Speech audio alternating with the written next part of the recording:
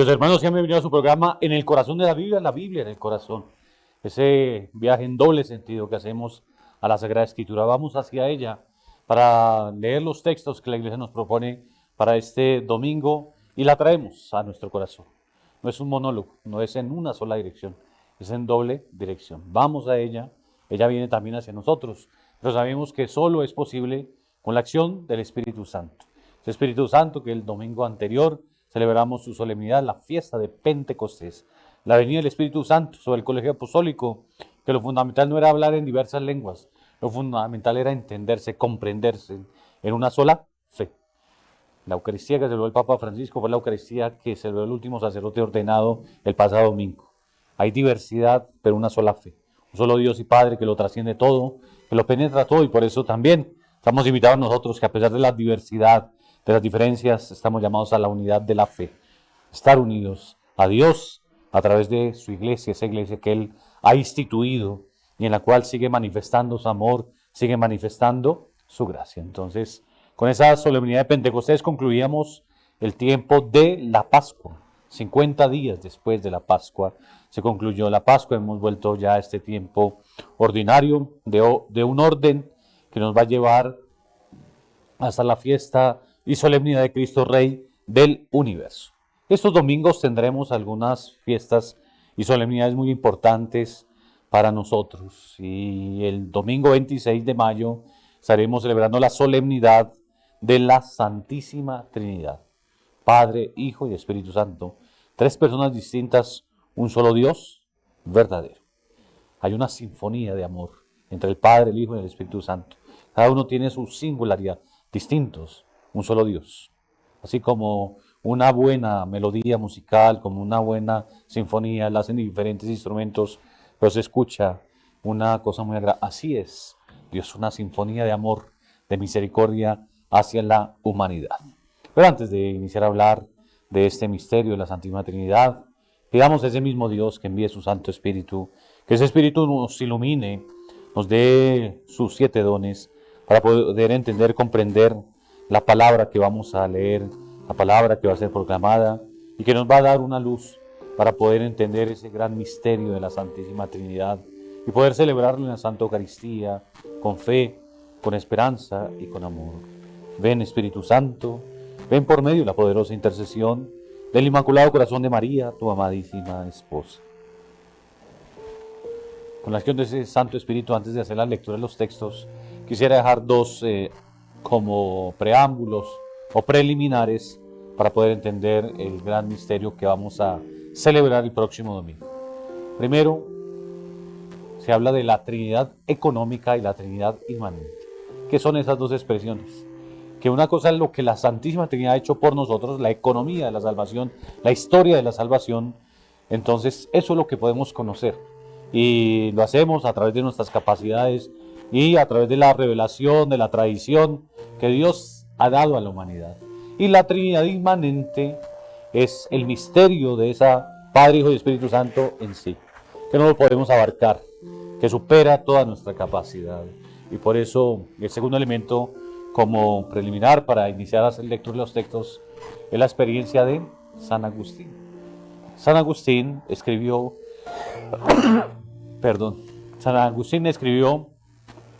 un tratado de Trinidad, lo hizo también Santo Tomás. Trataron de entender el gran misterio de la Santísima Trinidad. En un momento San Agustín, ahí en Ostia, cerca al Mediterráneo, en Italia, salió a la playa para seguir pidiéndole a Dios luz de cómo entender el gran misterio de la Santísima Trinidad. Y entonces llega San Agustín y observa ahí a un niño que abrió un huequito en la arena y después con sus manitos traía agua y la echaba en el huequito. Después de unos minutos de observarlo, San Agustín se acerca y le dice al niño qué pretende hacer, qué quiere hacer. Y el niño le dice, es más fácil que yo eche toda el agua del mar en este huequito a que usted eche la inmensidad de Dios, comprenda la inmensidad de Dios en su cerebro. Hay cosas que no podremos entender, seguirán siendo misterios, no porque generen miedo, sino que van más allá de nuestra capacidad intelectual. Las personas son misterio también, misterio, por eso habla del misterio de la salvación, los misterios gozosos. Son elementos que escapan a nuestra realidad intelectual, a nuestra capacidad de conocer. Entonces, con esas dos premisas, que lo que podemos saber de Dios, lo que Él ha comunicado a través de una economía de la salvación, que hay un Dios inmanente que no lo podemos abarcar y que nuestra capacidad es limitada, iniciemos con estos textos que la Iglesia nos propone para este domingo en la solemnidad de la Santísima Trinidad. El primer texto que se nos propone como primera lectura es del libro del Deuteronomio, capítulo 4, versículos 32 a 34 y 39 a 40. El salmo es el Salmo 32. Dichoso el pueblo que el Señor se escogió como heredad. La segunda lectura se toma de la carta del apóstol San Pablo a los Romanos, capítulo 8, versículos 14 al 17. Y el Santo Evangelio, la conclusión del Evangelio de San Mateo, capítulo 28, versículos 16 al 20. Iniciemos haciendo lectura y alguna enseñanza de esos textos bíblicos que la Iglesia nos propone en la solemnidad de la Santísima Trinidad.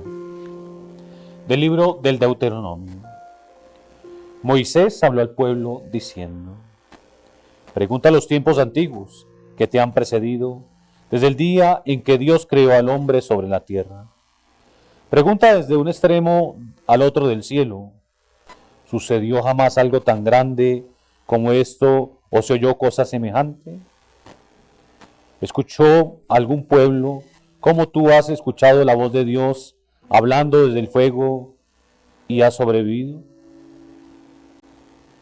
¿Intentó jamás algún Dios venir a escoger una nación entre las otras mediante pruebas, signos, prodigios y guerra, y con mano fuerte y brazo poderoso, con terribles portentos, como todo lo que hizo el Señor, su Dios, con ustedes en Egipto ante sus ojos? Así pues, reconoce hoy y medita en tu corazón que el Señor es el único Dios. Allá arriba en el cielo y aquí abajo en la tierra, no hay otro.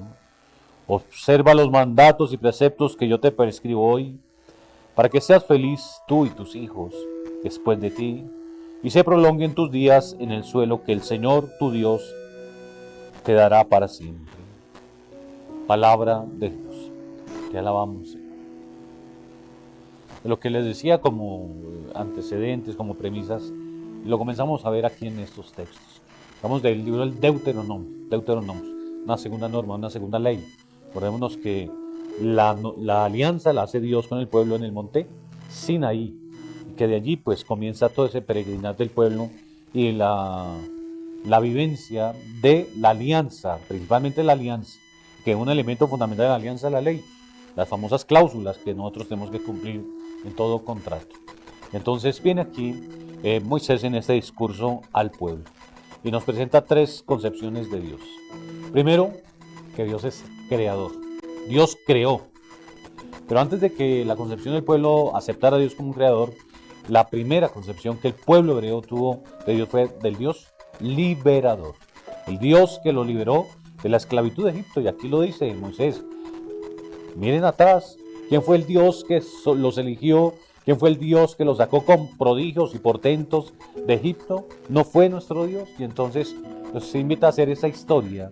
En esa historia descubren un Dios liberador. Dios que los ha liberado de esclavitudes, que los ha liberado de situaciones totalmente adversas a ellos. Y descubren un Dios creador. Fue el que los creó. No fue otro Dios el que los creó. Es el mismo Dios. Y por eso se invita aquí, después de concebir a un Dios liberador y a un Dios creador, que es el único Dios, que no son diferentes dioses, que es único. Los demás pueblos tienen muchos dioses y a cada dios le atribuyen una acción. Aquí no. Moisés le está diciendo, es un único Dios. Ese Dios que los sacó de Egipto es el mismo Dios que creó a nuestros padres, Adán y Eva. Es el mismo Dios que con Abraham, con Isaac y Jacob hizo unos pactos, unas alianzas. Es el Dios que nos va a introducir a la tierra prometida y que nos dará la verdadera felicidad. Y entonces les invita a creer en el único Dios y a cumplir sus mandamientos para ser felices. No es para otra cosa, para ser felices. Una persona que cumple los mandamientos, una persona que acepta a Dios en su corazón, una persona que vive la alianza con Dios, que sabe que es un Dios que actúa, que es un Dios que crea, que es un Dios que libera, pues se encuentra la felicidad. ¿Cuántas esclavitudes nos generan amargura, nos generan dificultades en nuestra vida? Para eso se hizo presente Dios, el Dios liberador, el Dios creador, el único Dios, y que solo nos pide que cumplamos unos mandamientos para alcanzar la verdadera felicidad, y se extenderá tu vida en estos suelos que el Señor te dará para siempre. Ponemos que aquí somos pasajeros, somos peregrinos. En el cielo se llegará a la eternidad de la salvación o a la eternidad de la condenación. Que ojalá nosotros, creyendo en ese Dios creador, creyendo en ese Dios liberador, que es el único Dios, vivamos felices, aceptando, guardando sus mandatos y sus preceptos. Pasemos al Salmo 32. Dichoso el pueblo que el Señor se escogió como heredad. La palabra del Señor es sincera y todas sus acciones son leales. Él ama la justicia y el derecho, y su misericordia llena la tierra. La palabra del Señor hizo el cielo, el aliento de su boca sus ejércitos. Porque Él lo dijo y existió, Él lo mandó y todo fue creado. Los ojos del Señor están puestos en quienes le temen, en los que esperan en su misericordia, para liberar sus vidas de la muerte y reanimarlos en tiempo de hambre. Nosotros esperamos en el Señor, Él es nuestro auxilio y nuestro escudo. Que tu misericordia, Señor, venga sobre nosotros, como lo esperamos de ti. Dichoso el pueblo que el Señor se escogió como heredad. Este Salmo 32 es conocido como ese himno a la providencia. Y la providencia en la Sagrada Escritura, en la cultura, se atribuye solo a Dios. Dios providente. Recordemos cuando Isaac le pregunta a su padre, ¿dónde está el cordero para el sacrificio? Abraham le contesta, Dios proveerá. La providencia es entendida como más que el Dios creador, como el Dios que asiste, que acompaña, que prevé y provee de cosas a su pueblo, a la humanidad, que hace que todos los acontecimientos, que hace que todas las circunstancias vayan en favor de su pueblo. La providencia de Dios, un Dios providente. Entonces es un himno a esa providencia, y aquí la providencia el pueblo la ve como misericordia. Ese Dios misericordioso, que tu misericordia, Señor, venga sobre nosotros como lo esperamos de ti. Entonces es el himno a la providencia de Dios, a un Dios que no solo creó y que se quedó allá como creador, sino que un Dios que actúa, y actúa en favor de su pueblo, y actúa en favor de los creyentes. Entonces, una acción de Dios a nivel comunitario, a nivel de pueblo, pero una acción de Dios también a nivel personal, para el que practica la justicia. Lo dice aquí el mismo Salmo. Los ojos del Señor están puestos en quien le teme, en los que esperan su misericordia, para liberar sus vidas de la muerte y reanimarlos en tiempo de hambre. Entonces, qué bueno que nosotros veamos esa providencia de Dios. Dios proveerá. Estamos en un mundo donde queremos asegurarlo todo. Seguro contra vida, seguro contra accidentes, seguro de toda índole. Queremos tenerlo todo asegurado. Y hoy el Salmo nos habla de un Dios providente. Sí, claro, nosotros no podemos achacarle y dejarle todo a Dios. Dios tampoco lo pide así. Pero sí nos pide darle espacio a la providencia. Él dirige nuestros pasos. Él dirige nuestras vidas. Es un Dios de la providencia.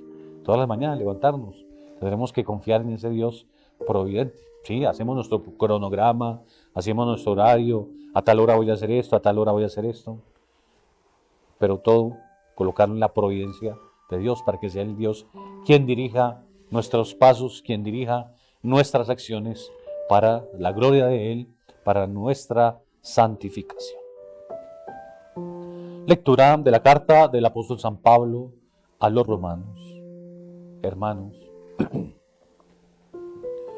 cuando se dejan llevar por el Espíritu de Dios, esos son hijos de Dios, pues no han recibido un espíritu de esclavitud para recaer en el temor, sino que han recibido un espíritu de hijos de adopción, en el que clamamos, Abba, Padre.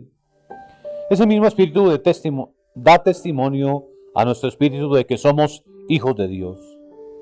Y si hijos, también herederos, herederos de Dios y coherederos de Cristo, de modo que, si sufrimos con Él, seremos también glorificados con Él. Palabra de Dios. Te alabamos, Señor. Entonces estamos en este texto de San Pablo a los romanos. Vemos que hay una parte doctrinal, una parte exhortativa. Y aquí San Pablo nos hace ver esa participación de Dios en nuestras vidas a través de la acción de nuestro Señor Jesucristo. Por Él somos hijos adoptivos de Dios. Es lo que Jesús logra ante el Padre Celestial, que nos adopte también como sus hijos. Una cosa es ser criatura de Dios, otra cosa es ser hijo de Dios. Y ese hijo de Dios, ese título lo llevamos nosotros, es gracias a nuestro Señor Jesucristo.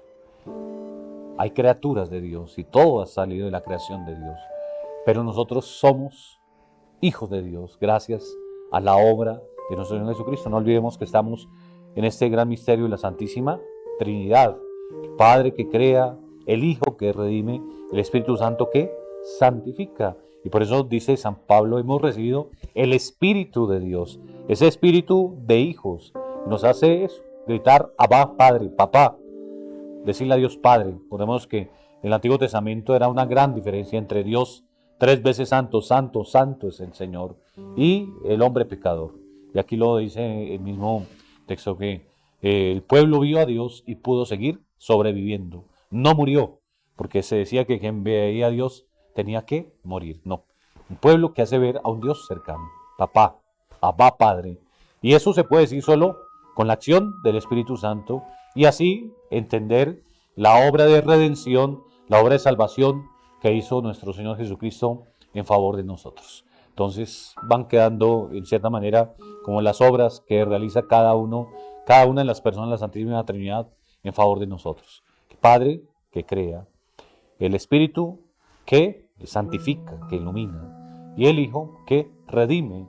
Y entonces Jesús entrega su vida para que nosotros podamos tener ese título de ser hijos de Dios, por adopción. Él lo hace Él es por naturaleza. Nosotros somos por adopción.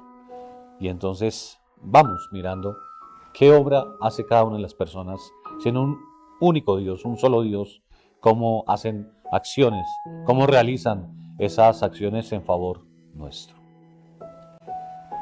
Del Santo Evangelio según San Mateo. En aquel tiempo, los 11 discípulos se fueron a Galilea, al monte que Jesús les había indicado. Al verlo, ellos se postraron, pero algunos dudaron. Acercándose a ellos, Jesús les dijo, se me ha dado todo poder en el cielo y en la tierra. Vayan pues y hagan discípulos a todos los pueblos, bautizándolos en nombre del Padre y del Hijo y del Espíritu Santo, enseñándoles a guardar todo lo que les he mandado. Y sepan que yo estoy con ustedes todos los días hasta el final de los tiempos. Palabra del Señor. Gloria a ti, Señor Jesús. Leemos esta conclusión del Evangelio de San Mateo. En el ciclo B, el año que estamos, se lee sobre todo San Marcos. Pero no olvidemos que es una solemnidad la que estamos celebrando, la solemnidad de la Santísima Trinidad. Por eso no leemos a San Marcos, leemos esta conclusión del Evangelio de San Mateo.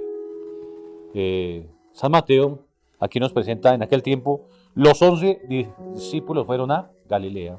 Ponemos que Cristo resucitado se aparece a esas dos mujeres, María Magdalena, les dice, ve a mis hermanos y diles que vayan a Galilea, que allá me verán.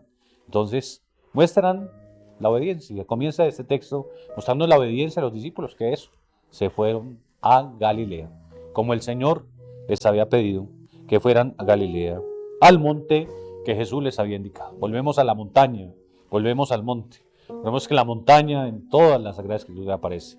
El monte Sinaí, el monte Tabor, el monte Carmelo. Los montes como lugares especiales de la manifestación de Dios. La transfiguración fue en un monte, en el monte de los Olivos. Es donde el Señor entrega la vida y ahora va a un monte a Galilea. Pudo ser el monte de las bienaventuranzas, cerca del monte de las bienaventuranzas. El sermón de la montaña. San Mateo inicia con eso, con el sermón de la montaña, el primer discurso que muestra el discurso de la montaña. Y entonces, allí en la montaña, donde Jesús es el maestro, donde tiene esa experiencia con el Padre Celestial, donde se dirige a orar, es a donde envía también a sus discípulos. Vayan a Galilea, al monte que les he indicado, y allí pues se aparece. Y viene entonces ese momento narrativo, una narración, cómo es un acontecimiento. Y luego viene el discurso que el Señor le dice a los 11 discípulos que van allí a Galilea.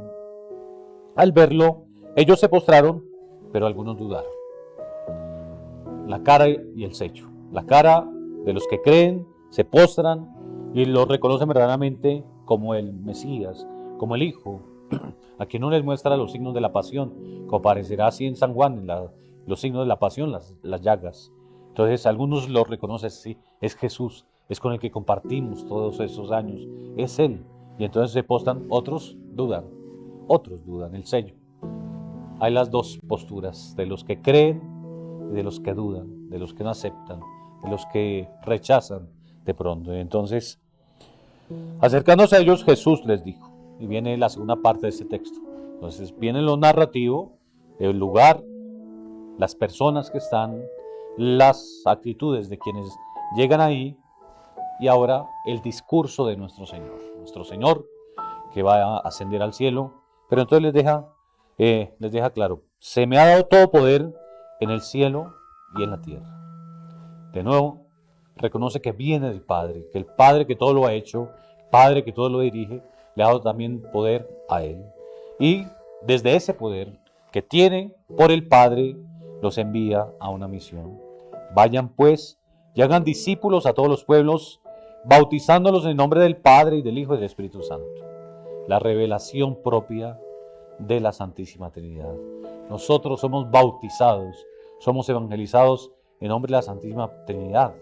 Cuando un sacerdote bautiza a un niño, yo te bautizo en nombre del Padre, del Hijo y del Espíritu Santo. No te bautizo en nombre del obispo, del párroco, del vicario. Te bautizo en nombre de tus padrinos. No, te bautizo en el nombre del Padre, del Hijo y del Espíritu Santo. Vayan y bauticen, vayan y hagan a todos los pueblos discípulos, bautizándolos en el nombre del Padre, del Hijo y del Espíritu Santo, ese gran misterio de la Trinidad. Enseñándoles a guardar todo lo que les he mandado. Nuestro Señor, en todos sus discursos, en todas sus enseñanzas, nos deja unos mandatos. Haced lo que Él os diga, nos dijo la Virgencita allí en el Evangelio de San Juan. Pero nuestro Señor también en los discursos que dirigió a sus apóstoles, les dio unas normas, les dio unos preceptos. Y les enseñen a los demás a guardar eso que yo les he enseñado. Entonces, no es que inventen, no es que vayan a llevar otra cosa, no. Simplemente lo que yo les he enseñado. Y ahí viene la fidelidad a la palabra de Dios y al plan de salvación de Dios. No es que a mí se me dio por inventar una cosa, no. Es seguir lo mismo que el Señor vivió. Por eso tenían que ser testigos oculares, los que compartieron con nuestro Señor, los que lo vieron en los momentos fundamentales de su vida pública, los que lo vieron morir, los que lo vieron resucitar. Y ellos son los que son testigos. Vayan y eso, enséñenles a guardar todo lo que yo les he enseñado. Y sepan que yo estoy con ustedes todos los días hasta el fin de los tiempos, hasta el fin del mundo. Es que bueno que nosotros también veamos que es Dios el que hace su obra, que no nos ha dejado solos, que no es todo obra humana. Él va a estar con nosotros todos los días hasta el fin del mundo. Qué mejor noticia y qué mejor promesa que debemos nosotros tener siempre en nuestro corazón. Yo estaré con vosotros todos los días hasta el fin del mundo. Digamos, ese misterio de la Santísima Trinidad es lo que hace por nosotros. No tratemos de entenderlo lógicamente, intelectualmente. Vivamos en el amor de Dios. Entendamos ese amor de Dios que nos crea, que nos salva, nos redime, que nos santifica en la acción de estas tres personas de la Santísima Trinidad.